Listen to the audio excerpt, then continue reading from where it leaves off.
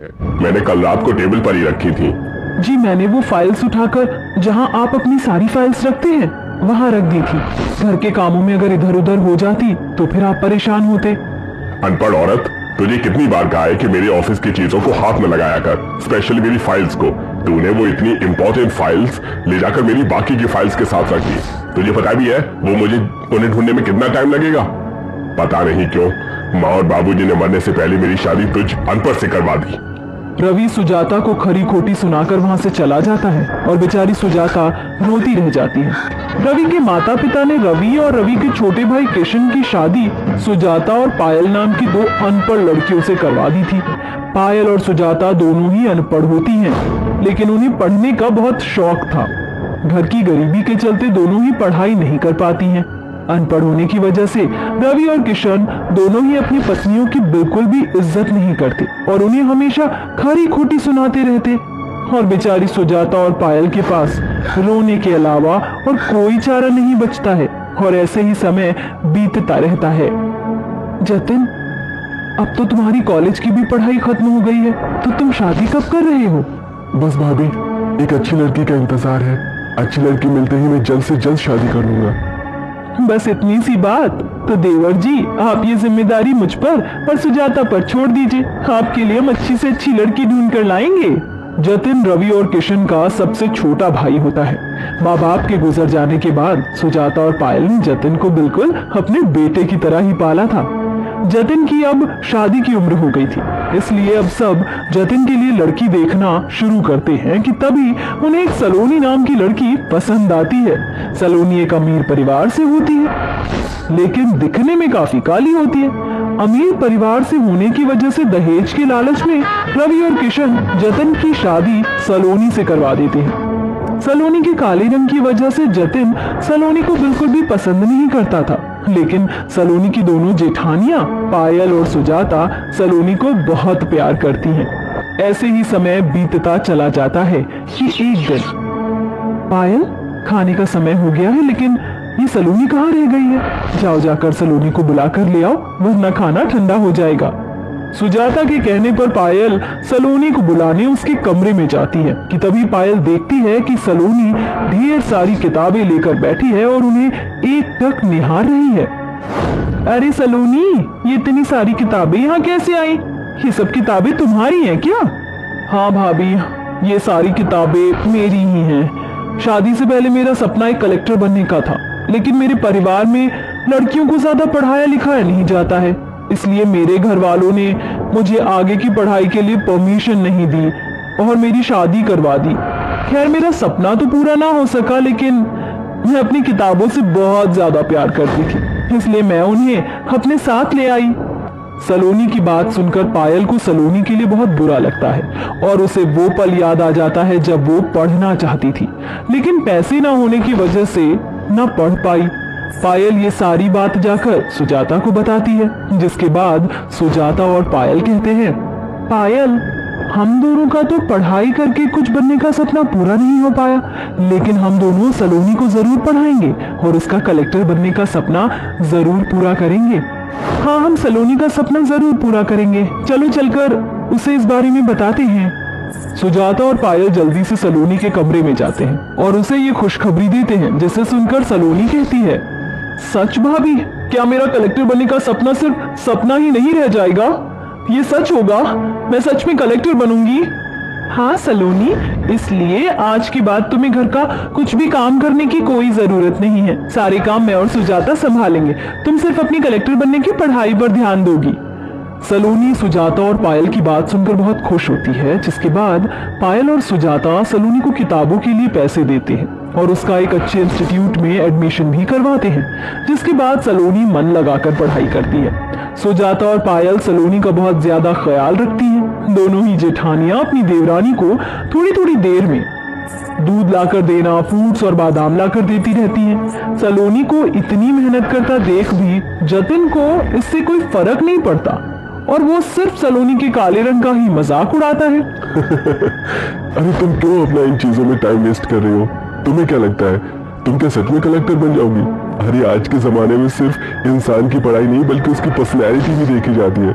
और माना अगर तुम कलेक्टर के एग्जाम में पास भी हो गई तो क्या तुम्हारी काले रंग की वजह से लोग तुम्हें पसंद करेंगे? इसलिए ये सब छोड़कर घर के कामकाज में भाभीियों के साथ हाथ बटाओ। और वैसे भी तुम लड़कियों का सिर्फ यही एक काम है कि तुम घर के कामकाज ही करो, ना कि ये सब चीज। जतिन की बात सुनकर इस बार सलोनी को बुरा नहीं लगता, बल्कि वो अंदर से और मोटिवेट होती है, जिसके चलते अब सलोनी और ज्यादा पढ़ाई करती है। सलोनी अक्सर घर में देखती थी कि कैसे उसके जेठ उसकी जेठानियों को उनके अनपढ़ होने की वजह से उन्हें हमेशा ताने दिया करते और कभी कभी उन पर हाथ भी उठा दिया करते, जिसे देखकर सलोनी को बहुत बुरा लगता है। इसलिए अब वो अपनी पढ़ाई के साथ साथ अपनी जेठानियों को भी पढ़ाती है। ऐसे ही समय बीतता रहता है और सलोनी के कलेक्टर के एग्जाम खत्म हो जाते हैं और कुछ ही महीनों में रिजल्ट आ जाता है। सलोनी बहुत अच्छे मार्क्स से एग्जाम क्लियर करती है और कलेक्टर बन जाती है, जिसके बाद पूरा गांव सलोनी की बहुत इज्जत करता है और उसे बहुत सम्मान देता है। अरे वाह सलोनी, तुम तो सच में कलेक्टर बन गई, वरना हमें तो लगता था कि ये सब तो सिर्फ एक आदमियों के काम है। चलो, कोई तो औरत हमारे घर में पढ़ी लिखी है, वरना हमारी पत्नियों के लिए तो काला अक्षर भैंस बराबर। जेठ जी, बहुत मजाक उड़ा लिया आपने अपनी पत्नियों का।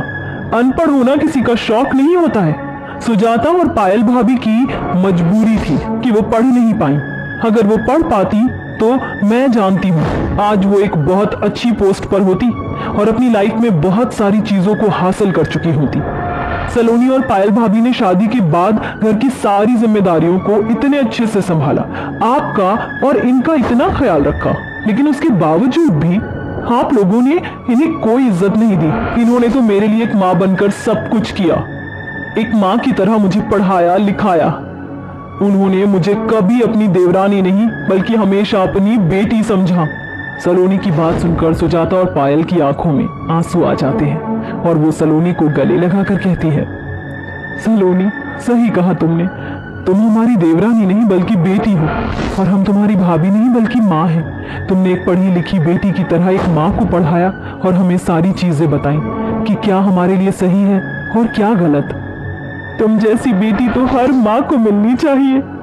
सुजाता, पायल और सलोनी की ये बातें सुन सारे गांव वाले ताली बजाते हैं, जिसे देखकर रवि, किशन और जतिन को अपनी अपनी की गई गलतियों का एहसास होता है और वो सबके सामने अपनी पत्नियों से माफी मांगते हैं। पायल, मुझे माफ कर दो, तुम्हारी और सलोनी की बातों से मेरी आंखें खुल गई हैं। मैंने कभी भी तुम्हारी इज्जत नहीं की। तुमने हमारे परिवार के लिए इतना सब कुछ किया, लेकिन उसके बावजूद भी मैंने हमेशा तुम्हें ताने दिए। प्लीज मुझे माफ कर दो। सलोनी, मुझे भी माफ कर दो। मैंने हमेशा तुम्हारे काले रंग को लेकर तुम्हें ताने दिए और कभी तुम्हें एक पत्नी का प्यार नहीं दिया, लेकिन अब हम तीनों भाई सुधर चुके हैं और हम हमेशा तुम्हारी और भाभी की हमेशा इज्जत करेंगे। अपने अपने पतियों की बात सुनकर सुजाता, पायल और सलोनी उन्हें माफ कर देती हैं, जिसके बाद तीनों ही पति अपनी अपनी पत्नियों की इज्जत करते हैं। सुजाता और पायल भी अब सलोनी के साथ उसके कलेक्टर के सारे कामों में हाथ बंटवाते हैं। सुजाता और पायल हमेशा सलोनी का एक माँ बनकर ख्याल रखती हैं और सलोनी भी हमेशा उन दोनों के लिए एक बेटी का फर्ज निभाती है। और सुजाता, पायल, सलोनी अपने पतियों के साथ खुशी खुशी रहती हैं। चांदनी, बिंदु, ये तुम दोनों क्या कर रही हो? मैंने कहा था ना कि अब से तुम घर के कुछ भी काम नहीं करोगी। लेकिन माँ जी, माँ कहती हैं कि ऐसे हालात में थोड़ी बहुत पैर चलाने चाहिए, वरना इससे बच्चों की सेहत पर बुरा असर पड़ सकता है। इसलिए हम लोगों ने सोचा कि हम काम ही कर लेते हैं। और वैसे माँ जी, अभी तो हमारा पहला ही महीना है और आप अभी से हमारी इतनी फिक्र कर रही हैं। बहू, फिक्र तो करनी ही होगी ना, तुम्हारी कोख में नन्ही नन्ही जान जो पल रही है। रज्जू की दोनों बहुएं चांदनी और बिंदु दोनों ही गर्भवती होती हैं। दोनों बहू का ये पहला महीना होता है, लेकिन रज्जू अपने दोनों बहुओं का अच्छे से ख्याल रखती है। चांदनी और बिंदु रज्जू के बड़ी बेटी करम और अभिषेक की पत्नी थी। दोनों ही गांव से होती हैं, जिस वजह से उन्हें घर के सारे कामकाज और घर गृहस्थी को संभालना अच्छे से आता है। बिंदु, चांदनी, मैं सोच रही थी कि मैं अब रजत और करम की शादी करवा दूं। तुम दोनों भी गर्भवती हो, घर में तुम्हारी देवरानी आएंगी तो तुम्हारी भी मदद हो जाएगी। जी माँ जी, अब तो हमारे देवर जी की भी उम्र हो गई है शादी करने के लिए। आप उनके लिए जल्द से जल्द कोई अच्छी लड़कियां ढूंढकर उनकी शादी करवा दीजिए। रज्जू, चांदनी और बिंदु आपस में बात कर ही रहे होते हैं कि तभी दरवाजे पर खटखट होती है। रज्जू जैसे ही दरवाजा खोलती है तो देखती है कि उसकी दोनों बेटे रजत और करम दो लड़कियों के साथ शादी के जोड़े में खड़े हैं, जिसे देखकर रज्जू कहती है, रजत, करम, ये दोनों लड़कियां कौन है और तुम इनके साथ इस शादी के जोड़े में क्या कर रहे हो? माँ, इसका नाम योगिता है। और माँ, इसका नाम वंदना है। वंदना और योगिता दोनों ही शहर की रहने वाली हैं। हम दोनों को इन दोनों से कॉलेज टाइम से ही प्यार था, इसलिए हम लोगों ने आज शादी कर ली। मैं जानता था कि वंदना और योगिता के शहर के होने की वजह से आप शादी के लिए कभी हाँ नहीं करोगी, इसलिए हमने मंदिर में ही शादी कर ली। तुम दोनों की इतनी हिम्मत कि मुझे बिन बताए तुम दोनों ने इन शहरी लड़कियों से शादी कर ली और शादी के बाद मेरे सामने आकर खड़े भी हो गए। निकल जाओ दोनों के दोनों अपने इन शहरी बीवियों को लेकर मेरे घर से, और आइंदा अपनी शक्ल मत दिखाना। तुम दोनों की वजह से समाज में मेरी नाक कट गई। न जाने गांव वाले क्या कहेंगे कि रज्जू ने तो अपने बेटों को कोई संस्कार ही नहीं दिए। तुमने तो सबके सामने मेरा सर शर्म से झुका दिया। निकल जाओ अभी के अभी यहां से। माँ जी, ये आप क्या कर रही हैं? देवर जी को घर से मत निकालिए। जो होना था वो हो गया, अब तो इसे कोई भी नहीं बदल सकता। जी माँ जी, घर पर आई नई नवेली दुल्हन के साथ कोई ऐसा करता है क्या? अगर आप लोग इन्हें घर से निकाल देंगे तो ये लोग कहाँ जाएंगे? जो हुआ उसे भूल जाइए और इन्हें माफ कर दीजिए। चांदनी और बिंदु के कहने पर रज्जू अपने दोनों बेटों को माफ कर देती है, जिसके बाद चांदनी और बिंदु अपनी दोनों देवरानियों योगिता और वंदना का गृह प्रवेश करती है। योगिता और वंदना शहर की रहने वाली होती हैं, इसलिए उन्हें गांव के बारे में ज्यादा नहीं कुछ पता होता। शादी के अगले दिन होते ही वंदना और योगिता अपने शहर के मॉडर्न कपड़ों में तैयार होकर सबके सामने आती हैं, जिसे देखकर, हे राम राम राम राम, देवरानी जी, ये आपने कैसे कपड़े पहने हैं? इन कपड़ों में तो तुम्हारी पूरी की पूरी पीठ और टांगे भी दिखाई दे रही हैं। OMG, ये कैसे लोग हैं? इनको तो कपड़ों की बिल्कुल भी नॉलेज नहीं है। हमारे शहर में सभी लड़कियां ऐसे ही मॉडर्न एंड शॉर्ट ड्रेसेस पहनती हैं, समझी? मेरी शहरी बहू, ये तुम्हारा शहर नहीं हमारा गांव है। हमारे गांव की बहू बेटियां ऐसे छोटे छोटे कपड़े पहन के नहीं घूमती हैं। चांदनी और बिंदु बहू को ही देख लो, तुम भी आज के बाद चांदनी और बिंदु की तरह ही कपड़े पहनोगी, समझी तुम दोनों? लगता है माँ जी आप भूल रही हैं कि हम आपकी गांव की नहीं बल्कि शहर की मॉडर्न बहू हैं, समझी आप? इसलिए हम लोग हमारे मॉडर्न कपड़े पहनेंगे। आप लोगों को आपके ये गांव के गवार कपड़े मुबारक हों। योगिता इतना कहकर वहां से चली जाती है। वंदना योगिता का ऐसा जवाब सुनकर रज्जू और चांदनी और बिंदु को बहुत बुरा लगता है। ऐसे ही समय बीतता रहता है, लेकिन दोनों शहर की मॉडर्न बहुएं घर के किसी भी काम को हाथ नहीं लगाती हैं, और बेचारी चांदनी बिंदु गर्भवती होकर भी घर के सारे काम करती हैं। थोड़े ही दिनों में सबको पता चल जाता है कि वंदना और योगिता भी गर्भवती है। ये खबर सुनकर सारा परिवार बहुत खुश हो जाता है। जहां चांदनी और बिंदु गर्भवती अवस्था में गांव के देसी घी के लड्डू और दूध खाया पिया करती थी, वहीं शहर की दोनों मॉडर्न बहुएं योगिता और वंदना कभी पिज्जा, कभी बर्गर, तो कभी अलग अलग तरह के फास्ट फूड बाहर आकर ऑर्डर करके खाती थी। वंदना, योगिता, ये तुम दोनों क्या रोज रोज बाहर की चीजें खाती रहती हो? ऐसी हालत में बाहर की चीजें खाना तुम्हारी और तुम्हारे दोनों बच्चों के लिए ही सही नहीं है। ये लो, माँ जी ने ये तिल और गोंद के लड्डू बनाए हैं और ये भैंस का ताजा ताजा दूध भी दिया है। इसे जल्दी से खा पी लो, ये तुम्हारे और तुम्हारे होने वाले बच्चे दोनों के लिए ही बहुत फायदेमंद रहेगा। शी, इसमें से कितनी गंदी बदबू आ रही है, इसे तुम लोग कैसे खा पी सकते हो? वंदना, खाने का ऐसे अपमान नहीं करते हैं, ये चीजें हम रोज खाते हैं और देखो हम कितने तंदुरुस्त हैं। हमारा आने वाला बच्चा भी तंदुरुस्त ही पैदा होगा, इसलिए जल्दी से इसे खा लो। हम तुम दोनों की तरह गवार गांव से नहीं है जो प्रेगनेंसी में कुछ भी खा ले। और ले जाओ ये सब, हमें नहीं चाहिए। बिंदु और चांदनी के कहने पर भी योगिता और वंदना उनकी बात नहीं मानते और बाहर का खाना खाना बंद नहीं करते हैं। प्रेगनेंसी की हालत में भी योगिता और वंदना दिन भर सिर्फ शॉपिंग करना, घूमना फिरना और बाहर का जंक फूड ही खाते थे। उन्हें ना ही तो अपना ख्याल था और ना ही अपने होने वाले बच्चे का। ऐसे ही समय बीतता रहता है और चांदनी और बिंदु की डिलीवरी का टाइम आ जाता है। डिलीवरी के बाद दोनों ही बहुएं स्वस्थ बच्चों को जन्म देती हैं। डिलीवरी के कुछ दिनों में चांदनी और बिंदु भी पूरी तरह से रिकवर हो जाती हैं और अपने बच्चों का देसी तरीके से लालन पोषण करने लगती हैं। 2 महीने बीत जाने के बाद अब योगिता और वंदना की डिलीवरी का टाइम आ जाता है और उन्हें लेबर पेन शुरू हो जाता है। लेकिन जैसे ही उन्हें अस्पताल लेकर जाया जाता है, अस्पताल पहुंचते ही डॉक्टर दोनों बहू का चेकअप करके बोलता है, आपकी दोनों बहू की ऐसी कंडीशन नहीं है कि वो नॉर्मल डिलीवरी कर सके, इसलिए हमें सी सेक्शन से ही उनकी डिलीवरी करनी होगी।